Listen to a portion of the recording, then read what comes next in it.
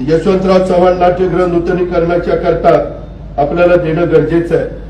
मित्रांनो, खोटं सांगत नाही, मी विमानात बसलो त्यावेळेस राजेश देशमुखांनी मला सांगितले असं आहे, मी विमानात सही केली त्याच्यावर आणि आम्ही व्हॉट्सअप केलं मुंबईला आणि त्यांना सांगितलं की आम्ही आता एअरपोर्टला संभाजीनगरला पोहोचू अर्धा पाऊण तासांनी।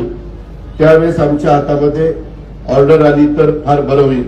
आज नव्या वर्षाची सुरुवात महाराष्ट्र शासनाने 1 जानेवारी 2026ला नागरी स्थानिक स्वराज्य संस्थांच्या परिक्षेत्रात अनुसूचित विशिष्ट नागरिक सेवा सुविधा पुरवण्यासाठी निधी उपलब्ध करून देण्याबाबत आणि यामध्ये यशवंतराव चव्हाण नाट्यगृह नूतनीकरणाच्या करता शासनाने जो मागे निर्णय घेतलेला होता त्याच्यामध्ये 8,19,70,000 रुपये एवढ्या किमतीच्या विकास कामांना शासन मान्यता प्रदान करण्यात येत आहे। सदर कामासाठी कार्यान्वित यंत्रणा सार्वजनिक बांधकाम विभाग जिल्हा बीड राहील ही ऑर्डर, याला म्हणतात काम।